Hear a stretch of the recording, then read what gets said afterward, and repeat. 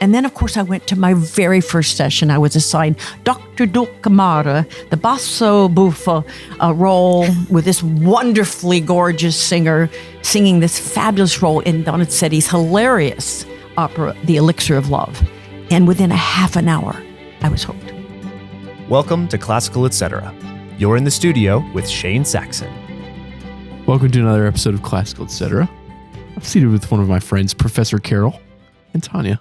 Yes. So we went to Cincinnati, to the Cincinnati Homeschool Convention, where we had a great time. Mm-hmm. And I brought Carol back with me. Yeah. And she's been here all week long. She's our writer in residence this week, working on trying to stabilize, enhance, enlarge our fine arts curriculum.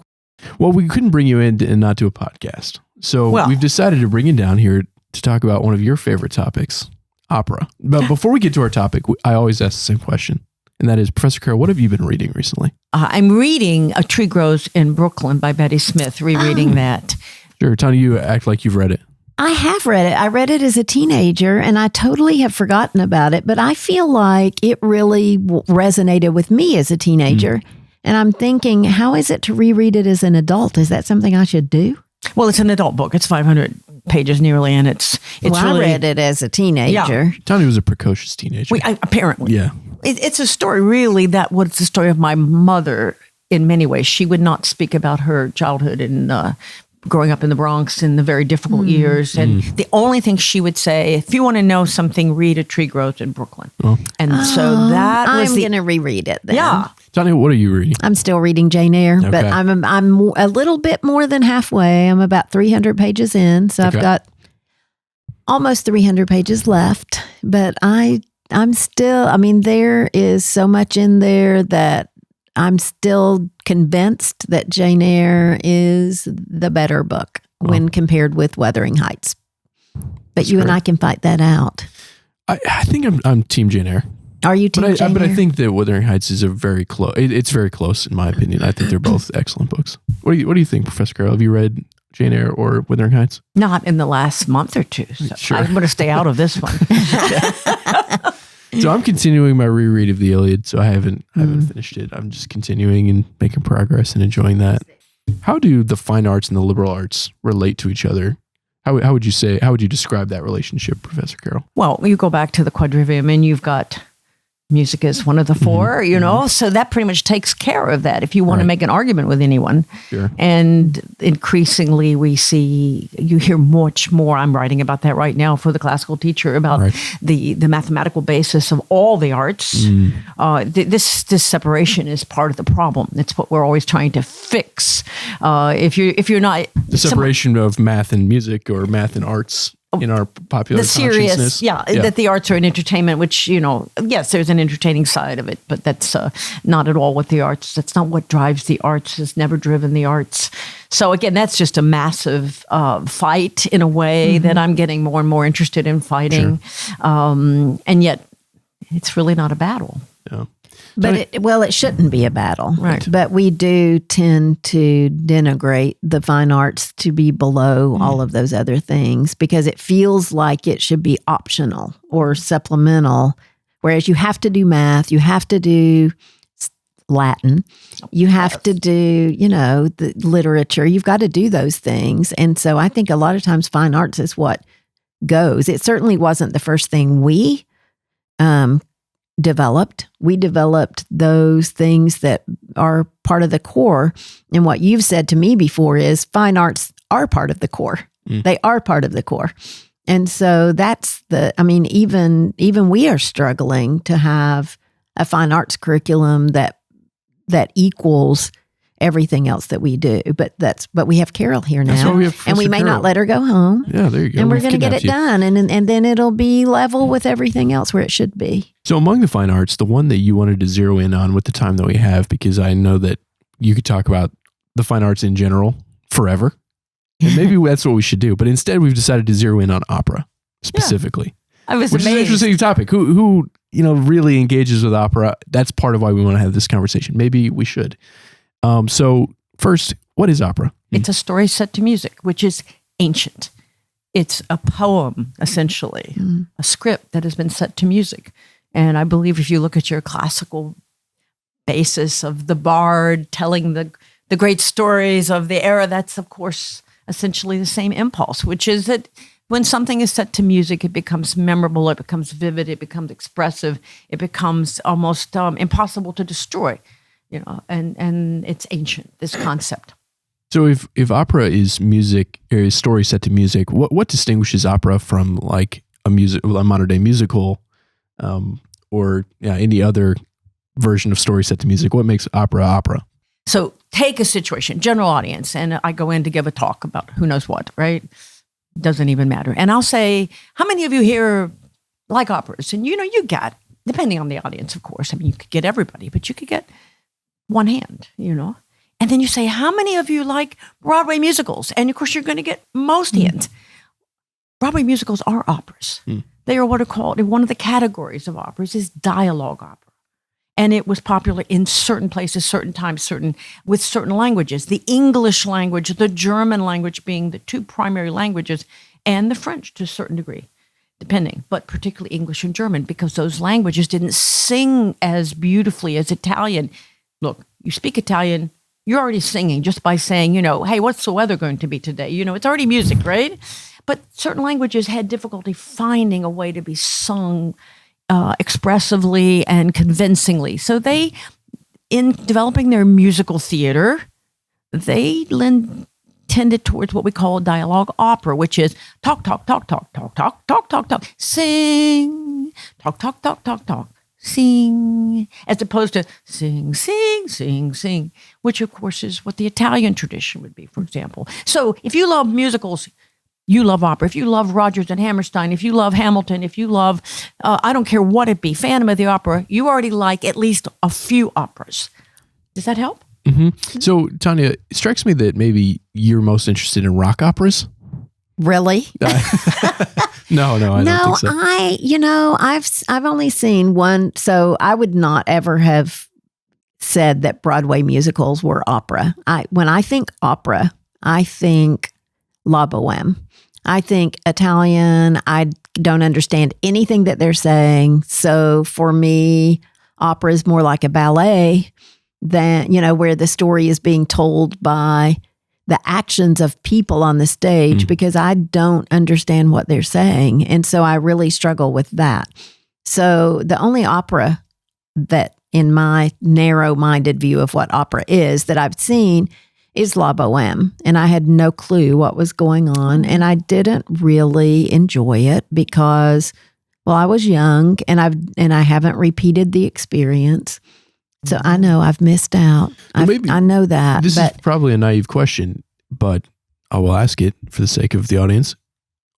I have had a similar thought that, Wagner's cycles, I know that C.S. Lewis loved them, but they're not in English. So how am I supposed to access them?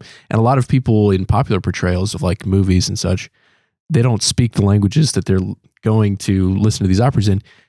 Are operas intended for people who know the language? Is that the best way to engage with an opera? Well, they were written for the people that knew the languages, right? I mean, they didn't write Italian operas in the 1820s in Swedish. Right. I mean, this was popular entertainment. It occupied the same role that film did, particularly if you think of the golden age of film in the United States, 1930s, 40s, 50s, when everything was about the movies, and including many musicals, right, in those days on screen. And language is one of the great barriers. Now, that has changed enormously in the last 40, 50 years with super titles. There's not an important or even minor stages that hold operas are running super titles. The advent of super titles technologically was the great first, you take an ice pick and you start knocking away at the block of ice. And I remember doing them down at the Dallas Opera when we actually would make slides and we would put them on with a slide projector. Think about that. Of course, now it's all digital. It's a translation. Translations, and they have to be timed. If they're done right, they were timed. Like pushing buttons, telling the union guy to, now, so that it would, come right when the thing was being sung. Now it's all been so digitized. You can sit in a major house and pick your language. You've got your screen. You want to watch it in, Chinese. You can do it there. And it's just done so marvelously. And when you buy videos or if you stream from the Met or other houses. You pick your language for your super titles. So that obstacle is largely gone. Is that exciting or what? That is exciting, yeah. and it would have helped me back in the day, and I may have continued to enjoy opera, maybe. But at the time, I really was just lost in just music I'd never heard before in a language, trying to tell a story that I didn't really understand. But you also are helping. So I keep thinking I'm going to do this with you, but is it once a month that you actually... What do you do? Are you actually going through an opera with people? And so you could do that and then see the opera, right? Or not. Or not. But you know a lot about it. We started this during the shutdown where suddenly we were all at home. Zoom appears as a medium we can use. So we called it a night at the opera. We started with Rossini's Cinderella, which is utterly delightful and hilarious and beautiful, spiritually beautiful. It's not about fairy godmothers. It's about human goodness. It's a different, there's different versions of Cinderella, as you know. So there's nothing magic in it except within the goodness of the hearts. So that was the first one, and we've done one virtually every month since. And so we have this long line in there, free, and they're up on the website for quite a while before they go into our subscription service, so to speak. And we've been through everything. We've been through, golly, Ned, I'm trying to think of all the ones we've been through. I mean, there's so many. But and you mentioned Wagner. For example, I've done the first two of The Ring. We've done Lohengrin. We've done Mozart. We've done La Boheme. Done that. We've done Julius Caesar. I think we've done Julius Caesar. We've even done Carousel, Rodgers and Hammerstein. We've actually thrown a couple ballets and oratorios in Messiah and Haydn's Creation at the right time during penitent seasons of Advent and Lent, when the opera houses would have been closed, you see. So you couldn't have gone to an opera because that's where oratorio sort of finds its marketplace. But these sessions are about 59 minutes long, and I take you through the highlights, and it's just a kind of a Cliff's Note in sound and in image. And you come away, it's fun. I try to make them as fun as possible. And then you come away, I know what that one's about. Right. And I might not want to watch it, but at least I know why it mattered. So you're talking about the kind of the stories that are inspiring these operas. You're talking about the meaning of the lyrics. What are the various things you're giving in those sessions that help someone to grab onto an opera? All of those, and the top numbers, and the choruses. And for example, Explain top numbers. The hits. The top musical numbers. The things that have made it matter. The pieces of music from the opera that are memorable or resonate with people. Or change something, or because remember, there were endless, hundreds and hundreds and hundreds and hundreds and hundreds, shall I keep going, of operas written. They were like films. Think of all the films from the 30s, from the 1930s, 40s, 50s, 60s. How many of them are classics still? A lot, really. A lot. But think of the ones that aren't. Right. It ended up on the cutting floor. They don't even have them anymore. So the same thing has happened with opera. It was popular entertainment. Everybody went. It was exciting. To be able to be in the cheapest seat was still thrilling. The whole society was there. The gossip was about that. Some of the gossip wasn't even so nice, okay? I mean, it's entertainment. It's popular entertainment. That means a lot of things, right? And then you talk about it on the way in. The best, or at least the successful writers were writing the text. The text, it's literature. It's a play script. But now it seems to me like we feel like it's highbrow. Like the people that go to opera are those highbrow people. And whereas people that go to a Broadway, everybody's gone to Hamilton, right? But I don't think that those droves of people are going to La Boheme. Well, okay, let me tell you why we consider it highbrow. Can we do that? Yes, absolutely. Let's play Music History 101, okay? But the fact is, we didn't have the kings and the courts and the system which fostered it in its origin, 1600, when it really comes out as an experiment. The composer Monteverdi is not exactly the first, but the first main one. And what does he turn to? He turns to Greek myths, Orfeo, Coronation of Poppaea. I mean, what happens if we take these myths and instead of just writing this or that, what if we just set the story to what they call recitative, which is one of the other off-putting parts about opera until you accept it, which, any theater is an exercise in a suspension of disbelief. Right. I hate to tell you this, but Spider-Man doesn't really climb those buildings. You know that, right? Okay. So you have to suspend disbelief with opera if you're new to it. which is you have to say, it's all right to sing the words. It's really not such a weird thing when you get used to it. And people are very shy about doing it. For example, if I asked you to sing something back to me, Tanya, I don't know if you would do it. I would not do it. Because you were shy about singing, and that's a whole nother podcast. Yes. I would absolutely you not. sing something to me, or would you be a little bit nervous about doing it, or would Yes, you be I would be nervous about doing and it. that in itself says something, because we're not and look, I've had to get past that myself. We're not a singing culture. That's another story. We're not a singing culture anymore in the United States. Our great grandparents were. So we have this thing of that we think it's weird if you sing the information, don't we? And so you have to get past that. Sure. That's one thing. And then we didn't have the supportive staff. We didn't watch this thing unfold as it did in the early 1600s, when people began to love the idea of taking these important stories, Iphigenia and whatever, and also stories of kings, the Romans, and Julius, and Shakespeare plays later, and setting them to music. And then we didn't have the theaters. I mean, the oldest theater generally is conceded to be 1637 in Venice. What did we have for theaters? Well, it depends on what you look at. You look at something in the 1880s or 1890s, or the Met. The first Met was 1883. I mean, there's a big difference. And then who established those theaters? Money. The moneyed patronage, because we didn't have a mechanism for building theaters. We had other popular And that's where the highbrow comes from? That's where the highbrow comes from, is that money was needed to build a theater. Where are you going to get that in America? Money is needed to build a hospital.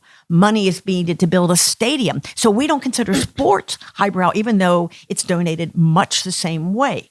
So we have put a bunch of factors that are specifically American. And one more thing, from a moral standpoint, if you want, okay, this is shocking, but not every opera story is completely G. Did y'all know that? Yes. Okay. In fact, but it doesn't matter if it's in Italian. Who knows what's happening anyway? Well, but not every piece of literature is completely G as That's well. true. If I'm not mistaken, at least when I read it. You are not mistaken. And y'all, so there are some operas that I simply don't go with that, and that's what we do, of course, in our series or in the material in our courses. But we have our different origins in the United States, the East Coast with the Puritan influence. So that was not a bed of putting together opera. But the Spanish and the French, New Orleans was a hotbed of opera houses. And it's just fantastic to look at the culture of the United States and what came from where, planted itself and flourished. And so there's, again, language, the idea of the patronage, the lack of the vibes that put together this powerful form of popular entertainment. And then also the issues of not every group that came to the shores of this country was interested. Sure. Right. That's a lot of stuff. So this podcast, in the past, we've talked about things like one episode we had 4 guys on who we've all studied biblical languages and ancient languages extensively. And what we were inviting people to was a different form of enjoyment or pleasure that the average person maybe doesn't participate in, that could enrich the life beyond kind of the normal things. This conversation to me is a corollary to that conversation. What you're doing is inviting people to a deeper and richer experience that is possible for people if they're just willing to climb the various hurdles. Why would you encourage people to overcome these obstacles and to choose opera instead of TV or opera instead of X entertainment? Can I tell the story of how I came to Absolutely. it? Because I was coming up as a pianist. My mother listened to the Texaco radio broadcast that went on for decades on Saturday afternoons. The Metropolitan Opera had a matinee, which it's a huge thing in our American cultural history, decades and decades, that Texaco sponsored. And she was raised in poverty in New York, but you could still, for pennies, go stand in the top balcony of the old Met. And that's what people did. It was exciting. Think about it. You're a teenager and you can take your literally pennies and go into the city and dress up a little and go, think it was terribly exciting. And then maybe go dance to the big band somewhere later that night. Think of it. But I knew she listened to all that. And she sang along because she knew all of it, even though she had no formal education in any of that. So I knew it was kind of, okay, it made her happy and we would iron. So it didn't make me so happy. But that's what I remember. But I'm a piano player. So I'm a piano player. That's what I do. Brahms and Chopin and Rachmaninoff. Well, when I was at University of North Carolina School of the Arts in 1971-ish, then called School of the Arts. It was fairly new then and small. Now it's amazing, but in its size and growth. My piano teacher did what we all did. You would always sit around and the piano teacher would say, so what would you like for your accompaniment assignment? Because if you're in a piano studio, you're going to accompany the violins or the choir or a clarinet studio, or you're going to do something. And I said, anything but opera. So, of course, what does a master teacher do with that? Gives you opera. We'd post it on the bulletin boards back then on a piece of paper. Accompanying assignments would go up. Everybody would fly to see what they got. And I got opera theater. And I did the worst thing you could do. I ran down the hall. I knocked on his door. I interrupted a lesson. You do not. It's like interrupting surgery, okay? You don't do it. And I said, Mr. Matthews, there's been a mistake. And he said, no, there hasn't. And I was crestfallen and horrified. And then, of course, I went to my very first session. I was assigned Dr. Dulcamara, the basso buffa role with this wonderfully gorgeous singer singing this fabulous role in Donizetti's hilarious opera, The Elixir of Love. And within a half an hour, I was hooked. Oh. I went to every rehearsal. I went to every performance because suddenly it was no longer this thing that didn't belong to me. And so what I would say to people, come to a night at the opera or find another way. Go to a community rehearsal. Remember that pick something that's lovely and fun and on a story. If you like classical mythology, you will have endless possibilities. Watch Handel take the topic of Julius Caesar and see what happens there in very clear, precise, especially if you like Bach and you like Messiah with Handel. What happens when that style, that exciting style, goes on a stage with a huge story like Julius Caesar, right? And now you can watch a lot of this. Like you can find so many performances that you couldn't. Oh, you can back stream. In the day. You can stream anything. You can stream literally. You can stream almost anything. I will say you need to screen some productions. Oh, for children. Just because it's our time, sure. And sometimes, it's theater and it's, certain things can happen. So you need to, it's good if you know. Yeah. Would you agree with my kind of statement that the operas are a deeper and maybe richer enjoyment? And that is, I could imagine someone hearing this and say, well, I think that story is powerful, so I watch movies. Well, but you're inviting them to opera, or they could say, I like Broadway musicals. Do you think there is something deeper and richer about opera, about the kind of immersion that you're talking about? Well, it's music. Is it better than reading the Shakespeare Julius Caesar? No, but it touches very different parts inside of you. When you hear, the aria where Caesar sings, how silently the hunter stalks the deer. As he's speaking about his political adversaries and the need to be careful because of the rumors of what will happen. Suddenly you've put together a lot. And those tunes, as they do, if you love the music, if you like Sound of Music, you could just put the whole story of the Von Trapps together in a couple paragraphs, right? You could even throw in some geography, look at pictures of the Alps. You could do a lot with it and not have that musical ever written. So what has that musical done, and how many people has it reached? And what do those songs mean when you have Edelweiss, or when you have Doe a deer, or when you have Farewell, so long, farewell? Think what those songs do. They're like little ambassadors that run out into the world and bring kind of electric magic back to a story that is important. That's what music and costuming and sets and dance and the energy of a production does to anything. So this is a podcast typically about classical education. And so I want to ask both of you, how does classical education specifically prepare students for these kinds of experiences? I think we maybe agree that the typical education students are receiving doesn't really adequately prepare them for rich and deep fine arts experiences. I'm sure there are places where that education is happening, but does classical education uniquely prepare students for these experiences?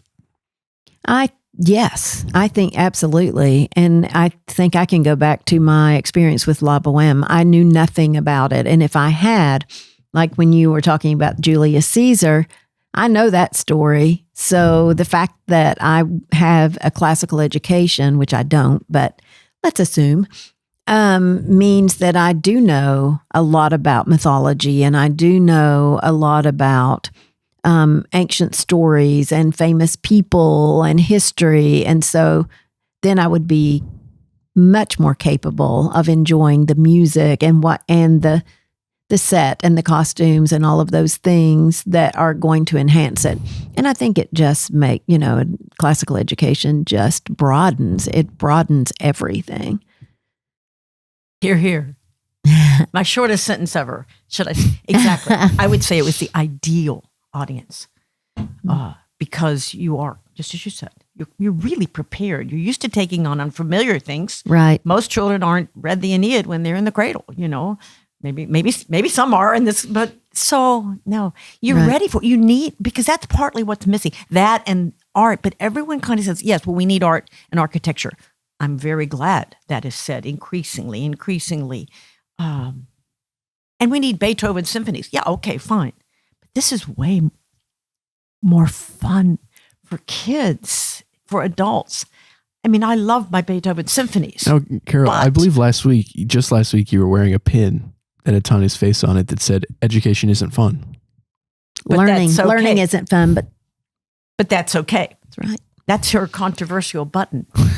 As you've turned all of these folks that we love so dearly here that do so much, more than any you can even fathom, into superheroes. And that reminds me, can I say something off a little rabbit path? Of course. The reason the ring is so important is it's the basis of all the superhero stuff. It's the basis of the ring, of Star Wars. All of that goes right back to Wagner. It's exactly what he's doing, but that's a different topic. Lewis was obsessed with the Well, ring. it's because it's great, thrilling stuff. My 5-year-old grandson fell in love with Rheingold because it was just the only superhero story he knew at that point that he was allowed to watch. But no, this thing about not. You are trying to make the point that when you approach something that's difficult, it's okay that it's not fun. And entertainment is wonderful, but digging in. I mean, planting a garden, tilling the soil is not that much fun either. I'm told. I mean, the little I've done it has been pretty hard and sweaty and makes you sore. Yes, that's a great example. But then what happens? It's rewarding. It's beautiful and yes, and it's good for you if your garden grows food you can eat. But I'm thinking flowers and even just a beautiful garden. But it is hard work. You're right. It is. So maybe a corollary to that question comes from your paper here that you sent us the questions, and one that we haven't talked about is you said there's maybe an American fear of disconnection from opera, or there's an American fear of or disconnection from opera, and that costs something for Americans. What does it cost us to be distant from opera? Which is what I have admitted I have been distant from opera because my first experience was confusing, not enjoyable. I'd never heard the music before. I didn't have an appreciation for any of it. And so I never did it again. It's a little like falling off a horse the first time you get on, right? Right. But I think you started your grandchildren very young. Absolutely. And I think they then are going to have an appreciation for opera because it has been ingrained in them and it's part of their lives and part of what they hear all the time. And I think that could have been true for me, but it isn't what I grew up with. I grew up with Happy Days and Right.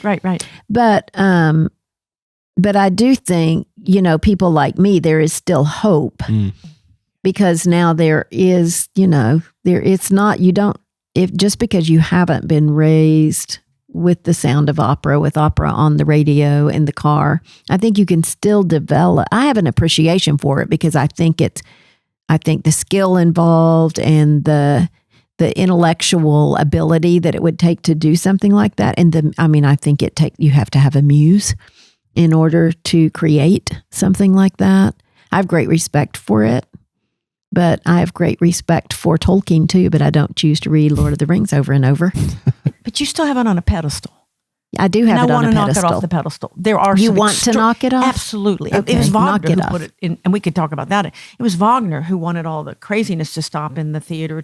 He got rid of the boxes when he built his He didn't even call it an opera house. He called it a Festspielhaus, a festival playhouse. He stripped, we still think it's quite beautiful. He stripped all of the frou-frou and the chandeliers out. He made auditorium seating. And this was all for the first time when he presented the Ring. He took everybody out of the city. They had to actually get in their carriages and come out into the country. He forced them to focus on the stage. He built the pit underneath so he could pack it with huge sound effects from all of these instruments and then have it blend perfectly with the singers, which is, of course, that was utterly revolutionary. And on he put there's just no limit. And Wagner made it a temple of entertainment, his operas. And that was sort of a first. Remember, it's a commercial venture in popular entertainment. And yes, within that were some works that were more dignified than others. Some were very much not dignified, correct?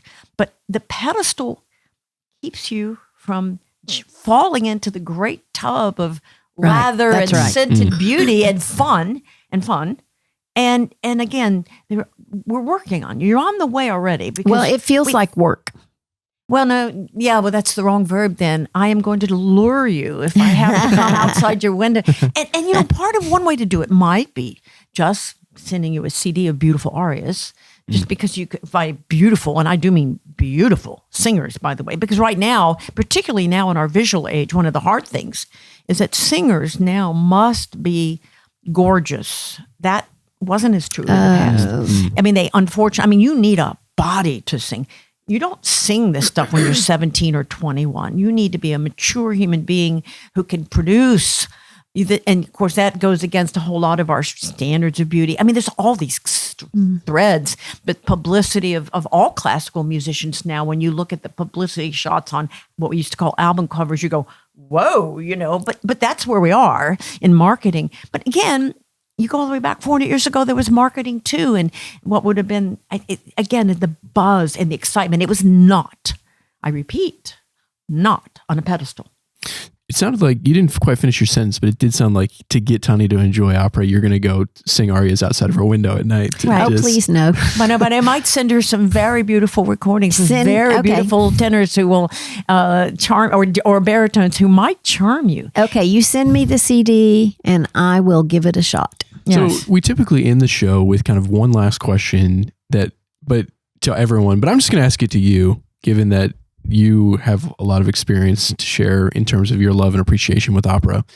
What would you recommend to someone who you have piqued their curiosity during this conversation? What would you recommend are resources that they could use to access opera? And I want you to mention this book that's here, at least that, and then maybe anything else. So it was just a coincidence that I decided that my little desk area was so dusty, I couldn't stand it anymore and couldn't work there. So I started dusting around and all the bookshelves were full of dust. And I just pulled this out. It's an opera study guide that Professor Carroll has done that Hank gave me at a convention a couple of years ago. This one is Don Giovanni, but it does make opera accessible. It tells the story, the characters. It tells about the composer. And then there's little pieces of it that I couldn't play, but it's all right. There's loads of recordings. Well, this is okay. Yeah. And then, so this study guide though isn't available on your website at this point. There are questions to the student, but this is very doable because and so I thought since I found it and we were doing this, I should bring it out and ask Carol about it. But you don't really have it available. Well, it's a series we're working on. We've got several done. We've got Hansel and Gretel. We've got by Humperdinck, which is a gorgeous opera. I mean, if you would, you kind of have to tell someone where to start, right? Right. As you would, what if they didn't know any sport and you talk to them a while and then you say, well, do you think maybe baseball would be good for that person? I don't know. That might be more of a soccer person. Oh, wrestling, definitely wrestling for him, So that's kind of where people are with opera. So, you've got directions. You can look at the classical directions. I've mentioned Julius Caesar by Handel as the kind of direction. I've mentioned Cinderella by Rossini, which is just terrific. And then you get into all the different versions of Cinderella, and it's hilarious and it's beautiful and charming, and kids already know the story. And I've rarely seen a group of children and young people and grown-ups not respond. Fairy tale operas like the Slavs particularly wrote, the Russians and the Czechs and the Poles. I mean, there's a lot of Rusalka, which is where Little Mermaid comes on. In fact, that's our next night at the opera is going to be Dvorak's Rusalka. Several composers took the Little Mermaid and long before Disney, right? And did beautiful operas of it, because it's always good to have stuff swimming around on the stage, right? You could look at these great emotional tearjerkers like La Boheme, or the Verdi operas full of daggers and Un ballo in maschera, about an assassination of King Gustavo III in 1792, which actually happened at a mass ball, which you be careful when you go to those balls, right? And so you look at the American operas that have been written. There's on American and English composers. You've got Billy Budd. You've got of Mice and Men, contemporary American operas, Peter Grimes. These things are just phenomenal. And a great deal of literature is set into opera. So you kind of have to decide where you're going. Sure. And we can help you do that, of course. But if you don't like wrestling, you might like basketball, I mean, that's another thing to look at too. But the main thing I think is if you fall in love with one song or one story or one singer, or the story of one singer like Maria Callas, which will break your heart, just break your soul and your heart and your mind. I'm not starting with that one. Oh, no, yeah, you'll cry too much. You'll cry too much. It's so beautiful. And that we can pull this stuff up on the internet now, that great double-edged sword that we rail against and then use for good is so wonderful, because we can bring these people and their stories and short scenes. Take a scene, forget the whole thing. You know what you should do? What? Is on your website, you should put a list of links for beginning people to listen to. Like because there are so many performances. I'm sure some are better than others, but like Cinderella, that would be a great starting point. It is. And so, if you put those links, then maybe people would listen to them and fall in love with it. Or Rheingold in looking towards all of the great adventure stories that will be told on the movies, and the great. Where do you think film scores come from? Right. That's the same crowd. Yeah, it is big, but so is everything that we like. Cuisine is big and literature is big, and it doesn't take much. As I said, I needed 30 minutes playing the piano for one fabulous singer, knocking me over with the quality of sound of a really trained voice, which we don't hear with earbuds and microphones. And suddenly I was alive. I was also, 18, but I was alive with the fullness of this. And there's no turning back. A Mall and the Night Visitors. I would not sleep tonight if I don't mention that. 59 minutes, written in 1958 or 1964 NBC, the first opera and almost the last conceived for television. A Mall and the Night Visitors of the Three Kings coming to a crippled boy's hovel, and a miracle that happens. A story that will, there's not a note in there that isn't perfect. I mean that. It is possibly the most perfect composition I know. And so it doesn't matter if it's contemporary or, we have a tendency to say we're not studying contemporary literature much, because really the jury's still out on that. How do we know what the best use of our time is? There are a few contemporary authors that I feel like are going to be a one-day classic, but we concentrate on classic literature because it has stood the test of time. But you're saying contemporary opera is, would you say, as valuable as something like La Boheme, or it's exciting, just more accessible? You got to, just like anything else, you're driving down the road, you pick. But it depends. It very much depends, and your purpose as well.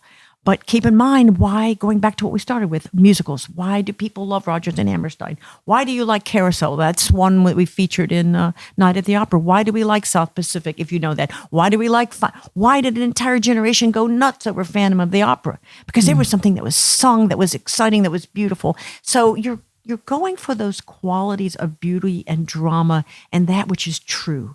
and that which is good and that which moves you and causes your mind to just fill and your heart to fill. And you find that all across the spectrum, as you would with any endeavor. I think she likes opera. You talked me into it. Well, thanks for stopping by. I really enjoyed this chat, and I hope we can do it again soon. Thank you for listening to this episode of Classical Etc. If you enjoyed this conversation, please consider liking this video.